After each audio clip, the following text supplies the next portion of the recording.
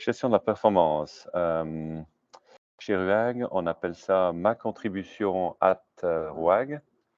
Et puis, c'est intéressant de voir comment on est passé historiquement à un modèle où on appelait ça Performance Management Review, une fois par année, à ma contribution à RUAG, avec le changement de RUAG ces dernières années, où on instaure une nouvelle culture, plus de collaboration, de travail ensemble. Et donc, on est passé à une gestion mesure de la performance indirecte qu'on appelle ma contribution à RUAG. Donc, je passe quelques slides un peu rapides pour que vous ayez juste une idée du prendre un peu plus de temps pour discuter vraiment ce que c'est la contribution, comment ça se passe, et puis avoir plus de temps pour les questions. Donc, le contexte dans lequel on se base, c'est une petite fonction en couche. On a tout en haut la stratégie du Conseil fédéral. C'est quelque chose qui est public. Hein. Si vous cherchez, googlez stratégie RUAG 2020-2023 pour du Conseil fédéral, c'est public. De ça découle une stratégie de RUAG. De ça découlent les missions la mission et les valeurs CITOI+. CITOI+, c'est Command, Control and Intelligence. C'est la cellule agile RUAG dans laquelle je travaille et qui est aussi membre de la FabLab. Et puis, basé sur ces trois couches, on a en dessous les objectifs personnels qui est ma contribution. Alors, je vous détaille juste un petit peu deux, trois choses, surtout de la couche mission, valeur, CITOI+.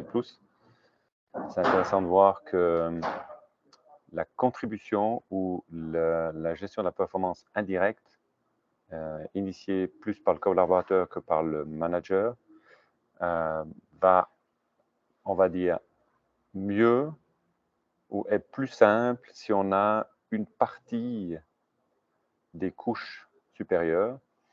Nous, ce qui nous aide beaucoup, c'est la couche mission, valeur, CITOI+. Ça se situe comme ça. Je passe les animations. Voilà. Donc, ce slide-là, c'est la mission. La mission, elle est en haut à droite, à côté du drapeau suisse. On est le partenaire suisse pour les systèmes CITOI. Donc, c'est des systèmes informatiques avec des applications militaires dessus qui sont utilisés par les militaires.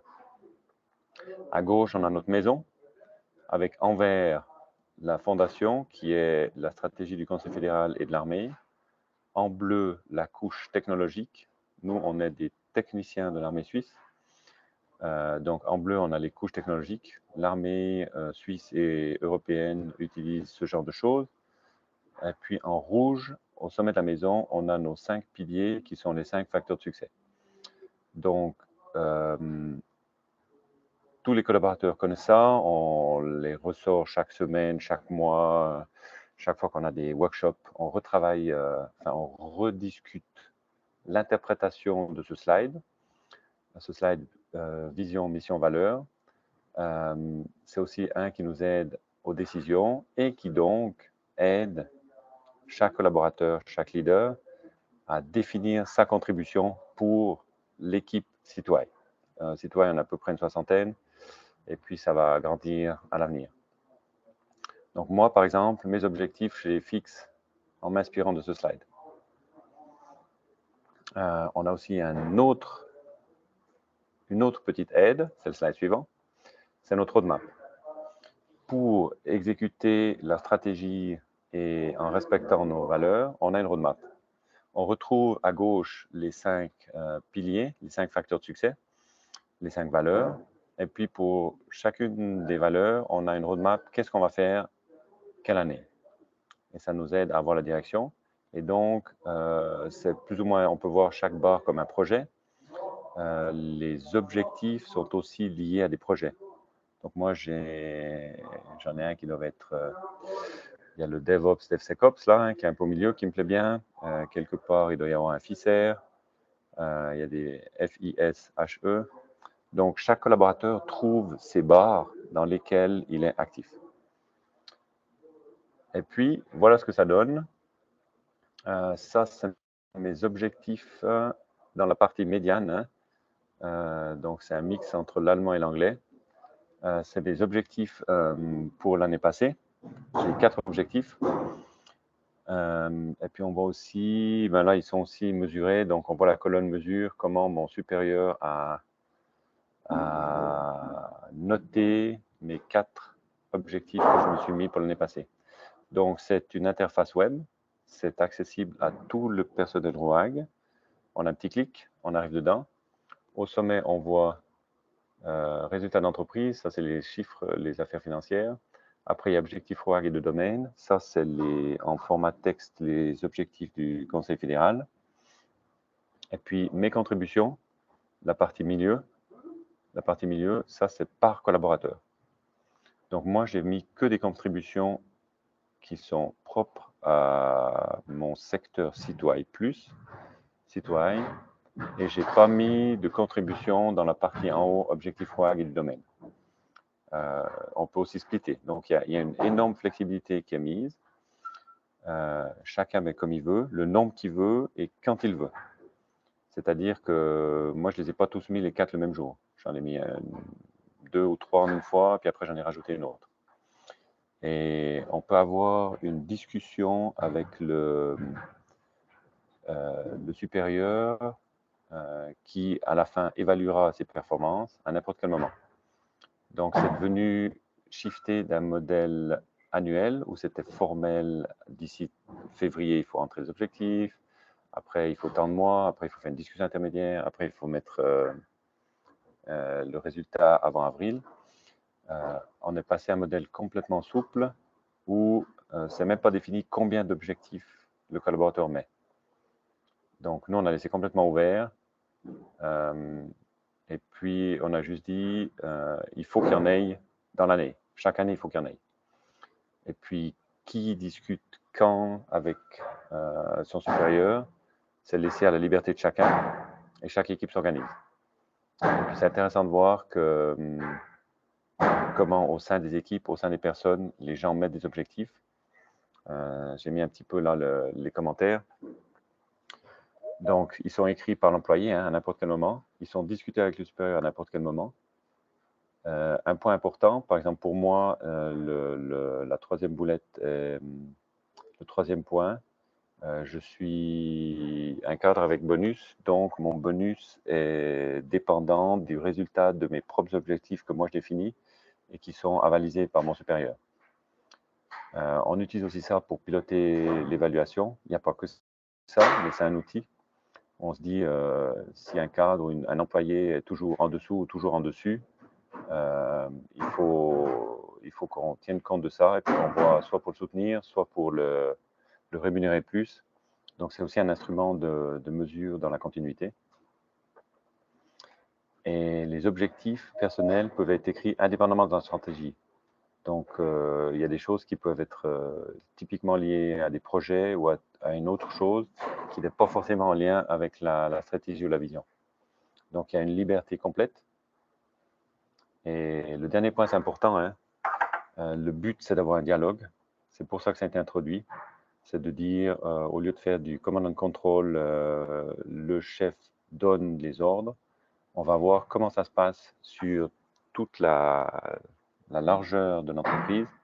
Si on laisse tout le monde faire par eux-mêmes, qu'est-ce qu'on obtient? Et quelle équipe est autonome et fait encore des meilleures performances qu'avant? Et quelle équipe a besoin de soutien? Parce qu'ils, par exemple, ils n'arrivent pas à avoir la vision ou ils n'arrivent pas à mettre des objectifs clairs. Et donc, il faut aller les soutenir. Donc, c'est un peu l'idée.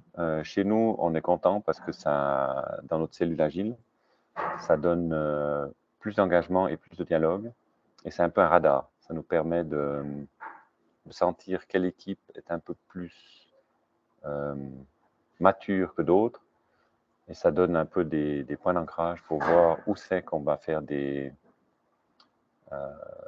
actions. Et puis, quel type d'action par équipe. Voilà, donc c'est en service depuis 1 année et demie. Donc moi, j'ai fait une ronde. Puis maintenant, je suis en retard. Il faut que je mette mes objectifs pour cette année, pour 2022, en sachant qu'il y en a déjà qui sont passés, qui sont atteints. Et puis, il faut que je mette, voilà. Donc, par exemple, moi, je voulais pour 2022 les mettre un peu plus tôt. Puis là, voilà, j'ai bossé un peu plus sur les projets. Donc, au lieu de les faire l'été, je vais les faire l'automne. OK. Donc, Super, merci Christian. c'est la pause. Vous pouvez lever la main pour vos questions. Sachez qu'on va avoir le temps parce que Rémi nous a pas rejoint et il me répond pas, donc j'imagine qu'il a dû oublier son intervention. Donc, on peut prendre le temps pour les questions. Joël? Alors, merci Christian pour ce partage. Tu expliquais que il y a pas de, c'est pas formalisé le nombre de séances et d'échanges que vous avez. Tu arrives à nous dire un peu quelles sont les bonnes pratiques, si c'est vraiment différent d'un secteur à l'autre, et puis si vous le voyez 2 fois par année, 3 fois par année, enfin, comment ça se passe, les entretiens de bilan de point de situation? Alors, il y a, ce qu'il faut bien voir, c'est que ça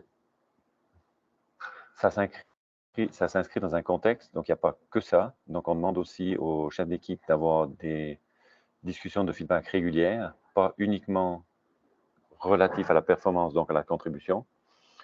Donc, par exemple, moi, j'ai des dialogues et des feedbacks assez réguliers avec mon chef. Et pour moi, personnellement, il y a eu 0 discussion formelle liée à ma contribution.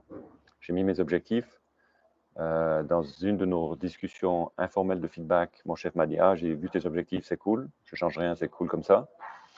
Et puis, 1 mois après la deadline où il devait mettre son évaluation, il m'a dit: «Ah, puis je t'ai évalué, regarde si ça te convient», puis ça me convient. Donc, pour moi, c'est très peu et je sais que pour d'autres, il y a 2, 3 ou 4 discussions par année, pour des cas, un peu plus difficiles. Cependant, elles ne se limitent pas uniquement aux objectifs définis, elles s'étendent aussi au comportement humain de la personne dans le cadre du travail. Donc on essaye d'un peu de liquéfier ou de ne pas faire quelque chose de trop formel, mais d'inscrire ça dans le contexte global de feedback, le collaborateur au sein de l'entreprise. Merci. Il y a une autre question? Moi, j'en ai une. Est-ce que vous avez des indicateurs qui sont quand même présents pour suivre l'activité? Parce que là, c'est la contribution individuelle des collaborateurs. Mais après, comment vous gérez, je sais pas, l'évaluation de la qualité de ce que vous délivrez? Alors, le slide où il y avait les barres horizontales, c'est les projets. Et puis, on a un système qualité qui plus ou moins est pareil par projet, pour tous les projets, avec quelques spécialités. Et donc, tous ceux qui travaillent dans des projets, une des contributions, c'est qu'on passe les tests de recettes en respectant les normes qualité. Mmh. Donc, ça, c'est assez formel, hein. C'est assez bien défini par des manuels entiers. Que signifie la qualité dans notre milieu? Et puis, il y a des tests avec le client et avec les parties prenantes pour vérifier ça, chaque temps de temps, plusieurs fois par année. Et donc, à la sortie de chaque test, on a un indicateur qualité. On a un radar, on sait le nombre de fautes par sévérité. Et puis, s'il y a trop de fautes d'une autre sévérité, ben, la qualité n'est pas atteinte. D'accord. Et ça, Merci. c'est autant pour les projets externes qu'internes. Merci. Est-ce qu'il y aurait d'autres questions? Séverine? Oui, moi j'ai une petite question. En fait, Christian, tu nous as dit que c'était pas enfin c'était pas, voilà, timé, on va dire, qu'il y avait pas des check-in, enfin ou des points de passage obligatoires. Néanmoins, c'est quand même, borné dans l'année, hein, si j'ai bien compris. C'est sur une année. Oui, Vous avez pas comme vous avez roadmap sur plusieurs années, vous auriez pensé enfin, c'est sur une année. C'est ma question. oui, oui, oui, alors bien vu. Vu que vu qu'on a... Je téléphone. Vu qu'on a l'évaluation salariale une fois par an et qu'on veut quand même au moins une discussion par an, ça a été timé là-dessus. C'est-à-dire qu'il y a une deadline où, je ne sais plus si c'est en février ou en mars, les contributions par collaborateur qui ont été faites doivent avoir été revus et approuvés et libérés pour prouver que au moins sur 12 mois, on a fait quelque chose. Et ce quelque chose qui a été fait est utilisé pour ceux qui ont le bonus pour l'évaluation des bonus. Et Donc, je peux me permettre c'est la seule contrainte. Oui. je peux me permettre une deuxième question, Manon? Oui, je t'en prie, on a le temps. Je la vois très, j'ai vu là, enfin, ce qui avait marqué dedans, c'est très sur le pourquoi, je veux dire, enfin, avec un but très précis. C'est ce que nous, on appelle le what chez UCB. Et est-ce que vous évaluez aussi le comment, c'est-à-dire relié aux objectifs qui vous ont été donnés à la cascade des objectifs? Est-ce que vous avez une évaluation sur la réaction des personnes, le comportement des personnes? Ou c'est que vraiment sur j'ai délivré mon projet ou les milestones de mon projet? Il y a aussi le comment. Il y a aussi le comment. Par exemple, moi, j'ai un objectif qui est la satisfaction client par le contact régulier et positif, même en situation difficile avec le client. D'accord, ok. Donc, Donc vous avez bien les deux parties. ouais, mon chef, j'ai pas qu'avec les clients, j'ai avec les parties prenantes. Donc, mon chef a fait le 360. Pour faire l'évaluation de ce point-là, il a été discuté avec tous ceux en dehors de RUAG pour qui je travaille. Il y en a plusieurs. Il a dit comment c'est avec Christian Delisle, ça se passe, dis-moi un peu plus. Et puis c'est en fonction de ce feedback-là qu'il a noté mon point. Ok, merci beaucoup. Est-ce qu'on aura une autre question? Moi, j'en ai encore une. Je me demande, du coup, vous, c'est assez clair que vous êtes une cellule agile au sein de RUAG, avec 60 collaborateurs, pour ceux qui ne savent pas. Mais comment ça se passe? Est-ce que tu as des retours aussi à l'extérieur de cette cellule agile? Parce que je suis déjà étonnée qu'une structure aussi grande que RUAG mette en place ça. Je trouve ça super. Mais est-ce que ça marche aussi bien dans des structures qui n'ont pas la culture nécessairement? Bonne question. Et je ne peux pas te répondre. Ah. Je ne sais pas. Et la question est intéressante. Vu que dans les mois prochains, je vais avoir un peu plus d'interaction avec les grandes ressources humaines, je vais profiter de me renseigner là-dessus. Ça sera peut-être quelque chose que je pourrais donner un feedback dans plusieurs mois. Ouais. Et du coup, l'initiative, elle est partie des RH? Oui, elle est partie. Alors, je ne sais pas si c'est partie des RH, du comité exécutif ou du conseil d'administration, mais quelque part par là. C'est Le comme un RH a grand fait le rollout. signal, je trouve, de laisser autant de liberté dans une structure semi-étatique, ou je ne sais pas comment vous qualifiez Oui, ça, mais ouais. exactement. Ouais. Oui, c'est aussi, ça fait partie de la stratégie RUAG avec les objectifs 2020-2023, suite à la scission où RUAG garde que les activités qui concernent l'armée suisse et plus le reste. Il y a aussi une redéfinition de la culture, de la culture du petit chef à la culture de la collaboration. Et ça fait partie, c'est une manière d'ouvrir, et c'est une des initiatives pour mettre en place la nouvelle culture RUAG. Ok, super. Merci beaucoup, Christian.